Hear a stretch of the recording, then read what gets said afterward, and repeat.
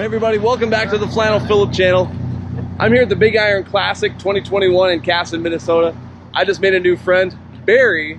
Barry was telling me about this Peterbilt right here. So my friend, take it away. Tell me a little bit about this machine here. It's 1968, and it was bought new by John South. And he lived in Lime Springs, Iowa, there at the end. But when he first bought it, it was leased to IT, International or Interstate Transport. Yes. Out of Rochester. And then he was leased to Perkle for a while, and then he used it to all grain. But it's original 1693 Caterpillar, 5 1/4, 355 rear ends, which is really rare because I think it's the first tractor to ever have 355 rear ends. A Peterbilt anyway. Yeah. He was in a truck stop. The Peterbilt dealership in Minneapolis would only give him 411s. And he said he'd seen a Greyhound bus. He asked him how that thing would go so fast with that Allison automatic with a direct, and he said it had 355 gears. So he called Rockwell, and they said they make them, and they crossed it out on the build sheet, 411s, and put 355s in. So, wow. So yeah, he had it a good 40 years. I mean, and even before he died, you know. Yeah. So, and this was his pride and joy. Wow. Wow.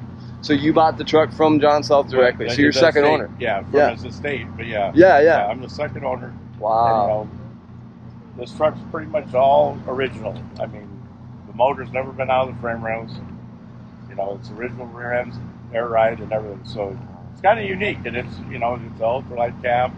Yeah. Which is rare. They quit making this cab in '69. Right. So, unbeknownst to me, this is the only one here at the truck show out of how many trucks were here. Right. Yeah. But 600 exactly. trucks. Yeah. It's the only one. It's the only one right here. Yeah. So I drew a lot of attention. I met a lot of his old friends, the guys that ran with John this weekend. Yeah. Heard some good stories. I Good guy. bet. It's so neat when we can be next to a truck and you know the history of it, and the truck has stories to tell, and you can help tell the story of the truck, And I think you said it was repainted once already. Once That was it. Yeah. And it's it's a survivor. That's right. Now with your hot rod cars and stuff, everybody they're the survivor. This is a survivor. That's right. That's right. And I still use it to all grain out of the field. I farm and all grain with it. Yeah. I left his name on the door because it was his truck. Yeah. That's really neat. I've done a few things to it, but yeah, it still gets down the road pretty good. I drove up here from Waterloo, Iowa, so wow. Iowa. Yeah. Can you take us inside a little bit? Yeah. Oh. Now these panels I made, pretty much anything that shines in there I've done, but it's all still has the original, headliner and doghouse cover. I'd like to get some upholstery done in it, but haven't got there yet. This is when I was a kid. Everybody had these, cab over Pete's, and there was a lot of them around, but there's not many around anymore. That's right. Yeah. Especially these here, I guess. These are getting pretty rare. Yes, they are. Wow. Well, you have a beautiful machine, and you've done some neat things to it as well. And leaving John's name on the door and being able to share the story that goes with the truck. Well, it's his truck. It's his truck. I'm just the caretaker of it now. That's right. That's so neat that you think of it that way. Yeah. I love that. Now, were these the fenders that were on the truck? No, he always kept whole fenders on it, but I put these fenders on it. Yeah. And you're able to get paint that matched pretty well. To me, that looks really great. Yeah.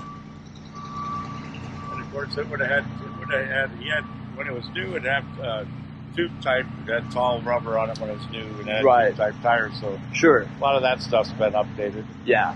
When he was on IT, he had a headache crack on the back. So, yeah. And actually, I put the breather back up through the cab. Got it.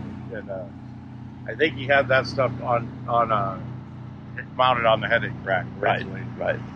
And actually, when I got it, it just had an 8-inch aluminum pipe with the elbow going in the bottom. Oh. And the guy said when he was on Perkle, he passed California emissions because it draft air up through the bottom. That's what they say. That's what they said. So I don't know. But yeah, and I put the air breather and all that other stuff on here. But sure, just trying to get it shined up, get it cleaned up. It's aluminum frame. Wow. Well, factory air ride. Yeah, it's beautiful. You've done a great job of preserving it, but not changing too many things. Yeah. You're leaving things original, but yet you're updating some things here and there, and yeah. I kind of, yeah, it's one of those things. You know, I don't want to. At first, I was going to stretch it out, make it longer, yeah, like that. But sure.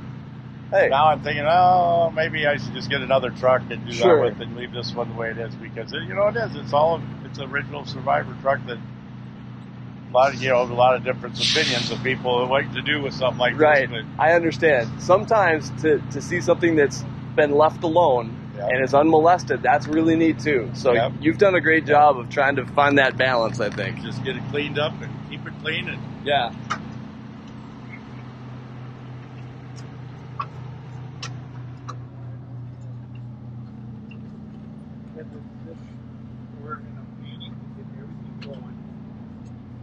I get a kick out of that. I get a kick out of how they taped off around them little. That's hard to believe, isn't it? It really is. They must have had good tape back in the day. That's all I got to say. And you know, without somebody pointing that out, it'd be something at a truck show. Somebody would walk right by that and not even catch a detail like that. But you know it's there, and you can tell. You know, like you're mentioning, just taping over the rivets and things like that. They did things like that. They got hit. He got hit here once. They replaced this panel and did this door, I think. Sure. Said he hit a spare tire fell off a car or something. Oh, is that right? Wow. And, that's just part of. He had 16 Clydesdales for pets. Really?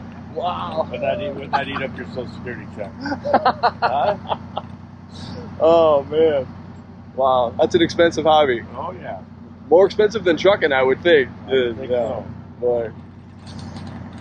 Well, Barry, thank you for showing us around this truck. Man, what a gem, and I appreciate your time. Thank you. Thank you.